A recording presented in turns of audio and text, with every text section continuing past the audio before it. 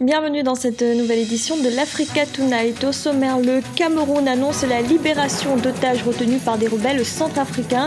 Ces 15 ressortissants camerounais et un prêtre polonais avaient été enlevés en septembre et octobre dernier.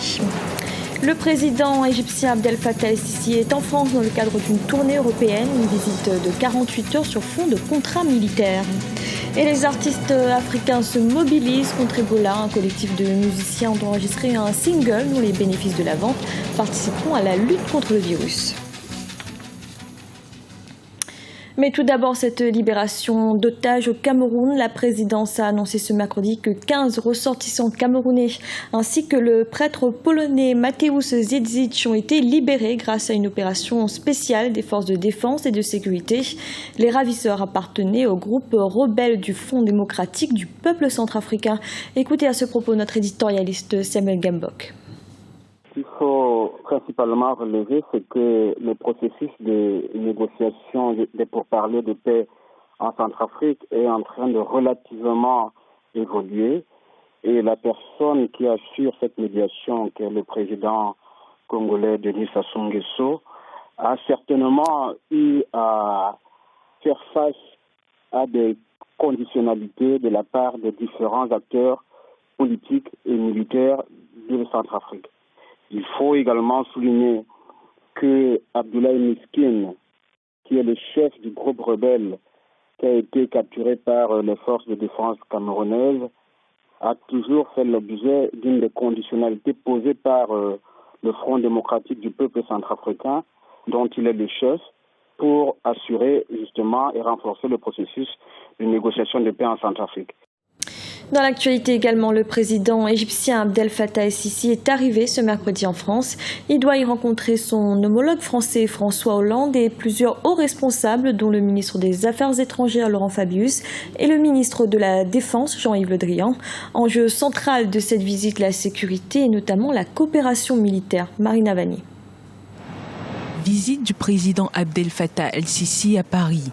Après un passage en Italie, le chef de l'État égyptien poursuit ce mercredi 26 novembre sa première tournée européenne.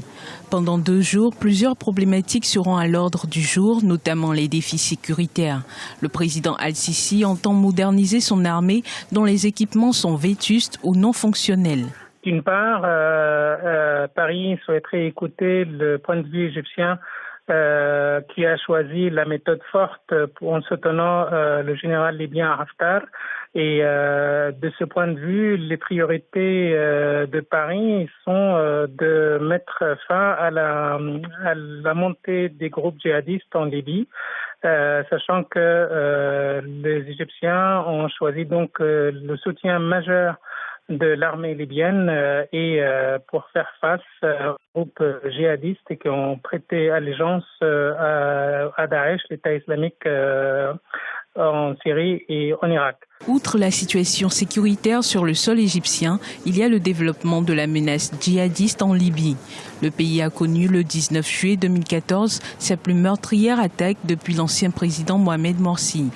22 gardes avaient été tués dans l'attaque d'un poste militaire dans l'oasis de Farafra, près de la frontière libyenne. Sachant que l'Égypte cherche à renouveler son arsenal donc aérien après l'achat il y a 30 ans des Mirage 2000 français, Abdel Fattah el-Sisi vient chercher voir s'il peut compter sur l'achat de avions Rafale français pour renouveler la flotte aérienne. De ce point de vue-là, il y a aussi donc des difficultés de côté de Paris, l'échec, voire la difficulté, voire le chèque en Libye, avec l'effondrement total de l'État libyen. Ici et là, il y a donc une matière commune pour voir si la coopération entre Paris et le Caire peut donner lieu à des accords à la fois militaires mais aussi sécuritaires. L'Égypte veut organiser au premier trimestre 2015 une conférence économique internationale pour relancer son économie fragile. Par ses visites diplomatiques, le pays espère redonner confiance aux investisseurs étrangers. L'économie de la République démocratique du Congo est l'une des plus dynamiques en Afrique, avec une croissance qui devrait avoisiner les 9% en 2014. Mais se pose désormais la question de la redistribution des richesses. Les autorités savent qu'elles sont attendues sur les moyens de faire bénéficier les populations de cette croissance. Ibrahim Ndiaye. Avec un taux de croissance économique de près de 9%, la République démocratique du Congo devrait avoir en main les outils pour endiguer le chômage. Mais ce résultat tarde à se faire ressentir auprès de la population pour plusieurs raisons. C'est un indicateur de création des richesses, création de revenus. C'est la façon dont ces revenus est partagé que la population va sentir le fait de trop de croissance. Il y a, par cette création des richesses, de nouvelles entreprises qui se créent et qui font des engagements du personnel. Les taux d'emploi augmentent.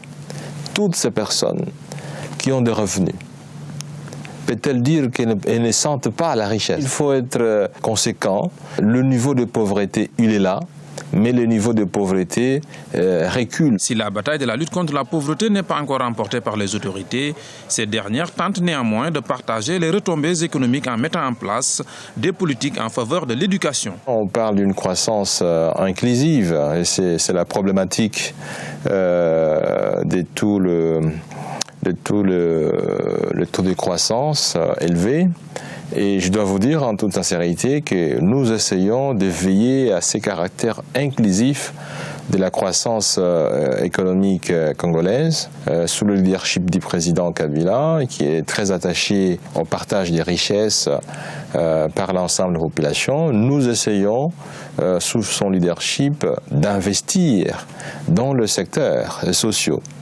Vous savez que l'éducation souvent est délaissée, mais ici, l'éducation est au centre des priorités. La rationalisation des choix budgétaires, les investissements dans le secteur minier devraient consolider l'économie de la République démocratique du Congo.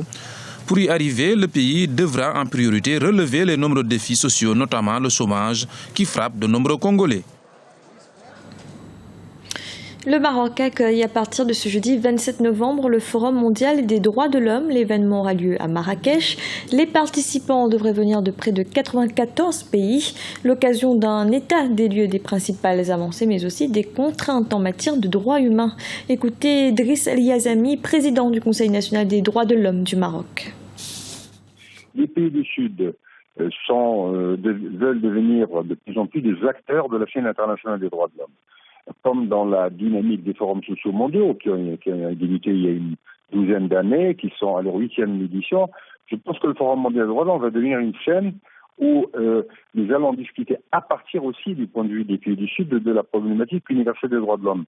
Deuxième révélateur, c'est que le mouvement d'universalisation des droits de l'homme s'est affirmé ces 30 dernières années. Et le fait que les pays du Sud prennent en charge cette problématique montre que les droits de l'homme sont devenus dans la vie de toutes les nations un référent essentiel, une variable centrale. Les droits de l'homme sont devenus aussi, dans les relations internationales, incontournables.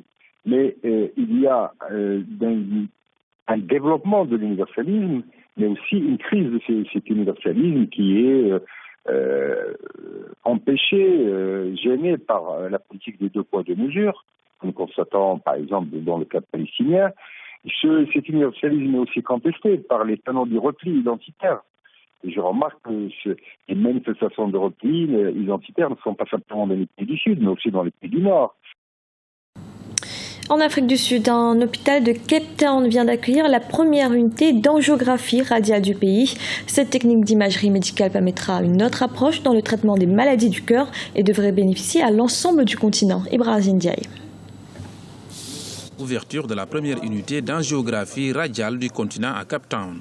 L'angiographie est une technique d'imagerie médicale portant sur les vaisseaux. Il s'agit d'un service pionnier de cardiologie qui permet la pratique d'interventions coronaires sur les patients en accédant à un petit vaisseau sanguin situé dans le bras. Ce nouveau service à l'hôpital Tigerberg sera d'une importance capitale pour la médecine en Afrique du Sud et pour la recherche sur l'ensemble du continent. Cette technique est nouvelle en Afrique et dans notre hôpital, mais ce n'est pas une nouvelle technique.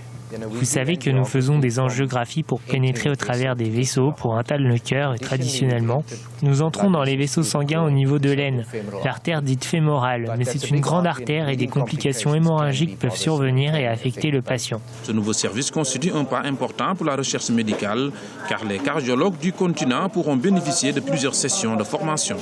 De toute évidence, nous avons l'obligation de fournir suffisamment de cardiologues pour les patients en Afrique du Sud, mais notre obligation a tendance à s'étendre. Nous sentons l'appel du continent africain tout entier. Il ne s'est pas passé beaucoup de choses en matière de formation dans les autres pays, plus au nord du nôtre. Par conséquent, nous nous sommes assignés la mission de former nos collègues d'autres pays, en plus des Sud-Africains. Par exemple, le dernier stagiaire qualifié par cette institution était du Kenya et nous venons de prendre 2 nouveaux candidats de la Zambie et du Rwanda. L'ouverture de cette nouvelle unité et la mise en marche des nouveaux appareils ont permis à plusieurs patients de bénéficier d'opérations chirurgicales. Je n'arrivais plus à marcher ni à faire quoi que ce soit. Toute tâche du quotidien s'avérait difficile pour moi parce que le liquide qui se trouve sur mon cœur remontait vers le cou. Il était donc très difficile pour moi de m'abaisser.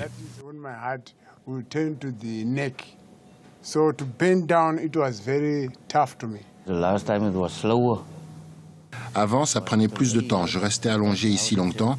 Mais hier, ils m'ont téléphoné pour me dire que je pouvais enfin rentrer à l'hôpital pour me faire opérer et que je pourrais ensuite rentrer à la maison directement après. La dernière fois, j'ai dû rester ici 1 semaine. En Afrique du Sud, chaque année, plus de 50 000 patients ont besoin de soins cardiaques avancés. Les artistes africains ensemble contre Ebola. Un collectif de musiciens et chanteurs a enregistré une chanson intitulée L'Afrique mobilisée contre Ebola. L'ensemble des bénéfices issus des ventes du single seront reversés à Médecins sans frontières. Christelle Dayabaya. L'Afrique est pleine de tristesse de voir nos familles mourir. Plusieurs musiciens africains réunis en faveur d'Ebola. En 1984, à l'initiative de Bob Geldof, le groupe Band Aid s'était assigné pour mission de réunir des fonds afin de venir à bout de la pauvreté en Éthiopie. 30 ans plus tard, l'initiateur de Band Aid, Bob Geldof, décide de relancer son projet, cette fois-ci face à l'épidémie de fièvre hémorragique Ebola qui frappe l'Afrique. On retrouve le virus Ebola aux États-Unis, en France et partout. Ce n'est donc pas une tragédie africaine.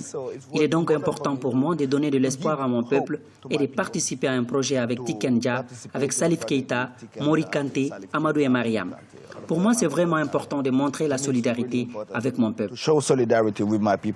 Afin de redonner espoir au peuple africain, un collectif de musiciens du continent réunis pour enregistrer une chanson dans le but de sensibiliser les opinions sur le virus Ebola en Afrique. La chanson, intitulée Africa Stop Ebola, s'adresse aux citoyens et les informe de ce qu'ils peuvent faire pour aider à arrêter la propagation du virus Ebola en Afrique. Les artistes chantent en français et dans les langues locales des régions concernées. L'Afrique mobilisée contre Ebola, chantée en français et en langue locale, en malinké, soussou, kissi et en lingala. Utilise un mélange de rap et des mélodies propres à l'Afrique de l'Ouest pour inciter les gens à prendre Ebola au sérieux et aller voir un médecin s'ils se sentent mal. Selon les producteurs de la chanson La Famille 3D, l'Afrique contre Ebola a vendu 250 000 exemplaires depuis sa sortie officieuse au début du mois d'août. Toutes les recettes seront reversées à Médecins sans frontières. Depuis le début de l'épidémie, on dénombre 5 459 cas sur plus de 15 000 cas identifiés dans 8 pays au 18 novembre 2014.